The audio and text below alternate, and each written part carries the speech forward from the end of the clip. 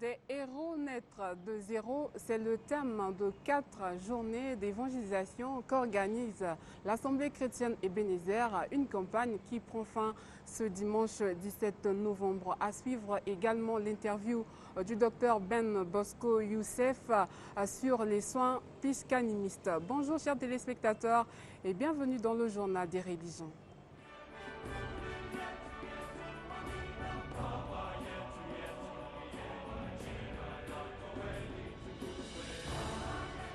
L'Assemblée chrétienne Ebenezer organise depuis le jeudi 14 novembre dernier 4 journées d'évangélisation sous le thème des héros naître de zéro. Commentaire Karine Blanche-Kanda. Rappeler aux chrétiens que c'est Dieu qui élève, c'est le sens à donner à cette campagne d'évangélisation. Il y a des gens qui sont fatigués peut-être à prier. Et par rapport à eux, ils croient que Dieu ne bénit pas, Dieu ne manifeste pas sa gloire. Mais à travers ce thème, je fais appel à tous les enfants de Dieu de croire que Dieu est capable de prendre de la poussière et à l'élévation. Dieu est capable de prendre du zéro. Quand je dis zéro, donc ça veut dire que tu peux être né dans une famille où il n'y a pas de nom, et Dieu est capable de t'amener dans une dimension. Et si Dieu envoie quelqu'un préparer une telle campagne, ça veut dire que Dieu a quelque chose à communiquer à son peuple. Ce que je peux dire au peuple congolais, brazzavillois, c'est que les moments que nous traversons, on a besoin de Dieu. Vraiment, je fais appel à tous les Congolais. On a besoin de Dieu. On doit prier pour ce pays. On doit prier pour nos vies.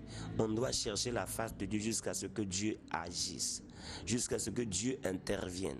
Venez nombreux vivre la puissance de la bénédiction divine.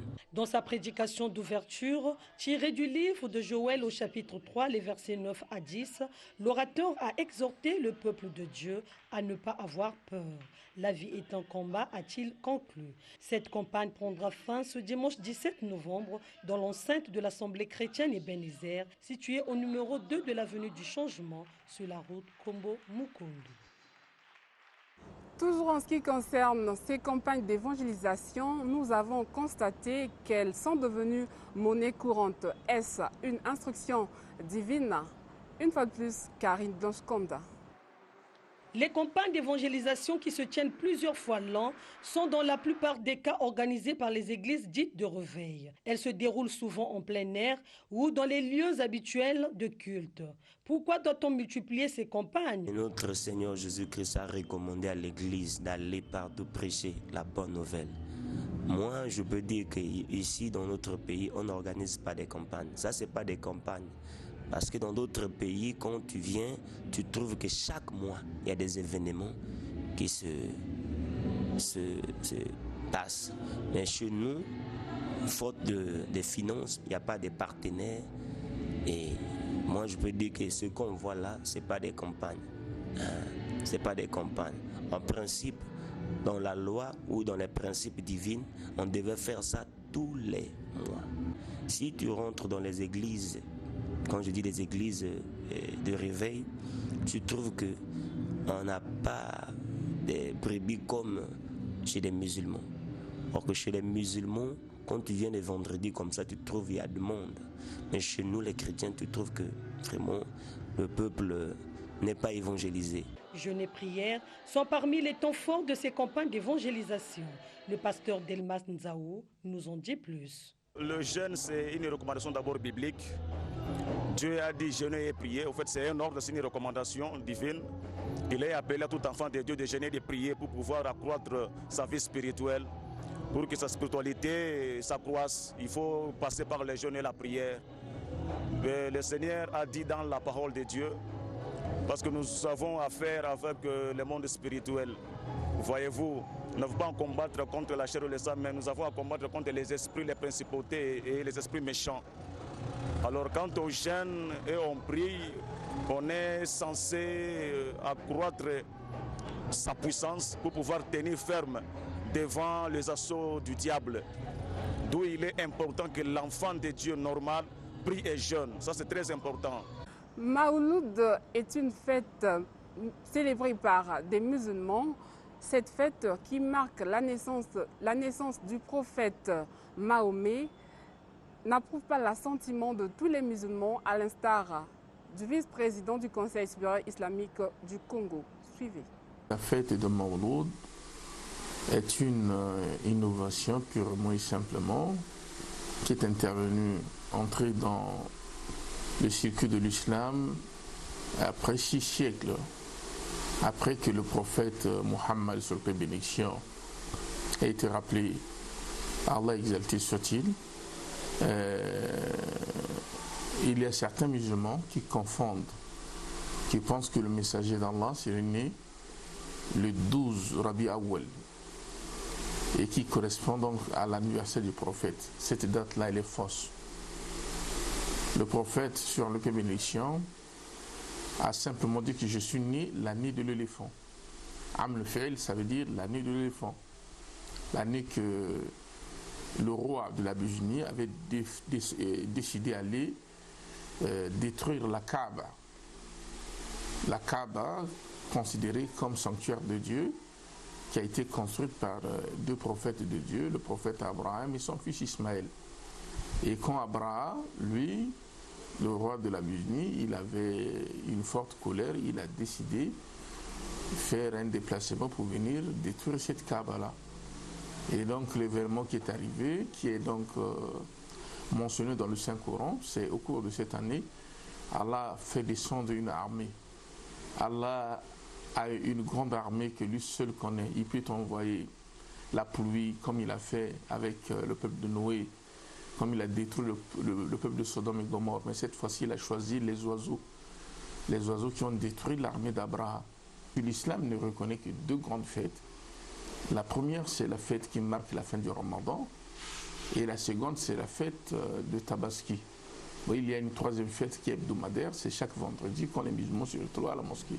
En dehors de ces fêtes-là, toutes les autres que vous voyez les musulmans organiser, ça y est là, Ashura, chez les chiites, le Mawlud, chez certains musulmans qui sont juste un peu complexés, passionnés, ils ignorent que le prophète avait dit la tattabi'unna sunan man kana qablakum shibran bi shibr. Vous allez suivre les gens qui vous ont précédés pas à pas, même s'ils entrent dans le trou du lézard, vous allez entrer.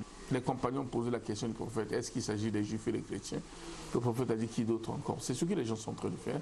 Comme annoncé, nous vous proposons de suivre l'interview du docteur Ben Bosco Youssef sur les soins piscanimistes. Les soins piscanimistes ne sont autres que l'autonomisation qu'a l'homme pour sa propre santé. C'est-à-dire, l'homme, est-ce qu'il peut s'en sortir lui-même lorsqu'il est face à un danger lié à un sort? Nous prenons par exemple la colère. L'homme se fâche lorsque son taux vibratoire est perturbé. Pour remédier à ça, à la colère, par exemple, si simplement possible, nous avons par exemple, où nous conseillons à certaines personnes, par exemple, de s'approprier de certaines pierres précieuses. Vous prenez par exemple la pierre de saphir de couleur bleue. Elle a des propriétés magnétiques capables de vous apaiser lorsque vous êtes par exemple sous un travail très élevé. Nous avons constaté aussi que nos ancêtres, par les soins piscanimistes, soignaient un sort qu'on appelle couramment l'insomnie. L'insomnie aussi vient à quel moment? L'insomnie vient lorsque un sorcier fait abaisser votre taux vibratoire. Alors, automatiquement, la nuit, vous n'avez plus sommeil. Bon, nous avons un bureau dans la rue Pierre Nzoko, numéro 14, là où nous soulageons les gens qui ont des souffrances. Le docteur Ben n'arrête pas la mort parce que la mort est une loi naturelle. Tous les mots que je viens de citer ici font partie des souffrances. Mais nous ne guérissons pas. C'est les médecins qui le font. nous donnons des exercices, nous donnons des formules ésotériques, mystiques approfondies. Mukasson, sapeur congolais venu de France, a été récemment reçu par le roi Auguste Ngempio. Voilà, jeu de pied. Dans le jargon, on dit diatance et pourquoi pas dandinage. Un jour de chance, jour de gloire. Mukasson, le sapeur dit roi Bateke international, est ému. C'est le roi Bateke international, roi de tous les Congolais de la diaspora, qui a obtenu aujourd'hui une audience pour se rendre au royaume Teke. Là, on est en direction, de Mbé, résidence royale, pour raser le vrai Kwembale, celui qui détient les temples, qui garde les temples, qui incarne le Kwembale.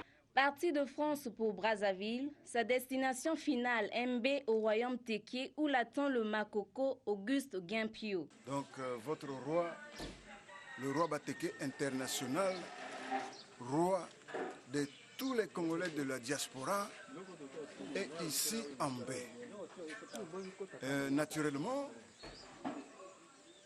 le roi Bateke, le roi Makoko, Sa Majesté Auguste Ngempio, représentant de Dieu sur terre, a le pouvoir de veiller sur les âmes de ses sujets et le pouvoir de parfaire à leur éducation et à leurs conseils pour que s'ouvrent pour eux les chemins du paradis. Retour aux sources en effet, au palais royal, on n'y va pas voir son père les mains vides, on n'en sort non plus ni les mains vides ni l'esprit vide. Le créateur de la sapologie théocratie ressort bien régaillardi de sa rencontre avec le Makoko. Alors, au sortir de là, moi, j'ai été anobli par le roi Makoko Auguste Ngempio en présence de la reine du nom de Munkasa Yerushalem Mbé. Vous savez, ça représente, Yerushalem Mbé représente les deux villes saintes sur terre. Disons-le, ce voyage de Mbé a été d'une grande importance pour le sapeur congolais venu de France. Un heureux baptême de feu, celui qui se faisait appeler roi Bateke international, Mukasson, Jérusalem, 13e fils d'Israël, a été adopté par le Makoko, roi Bateke international, Mukasson, Jérusalem, Mbé, roi des sapeurs. Et ça se fait.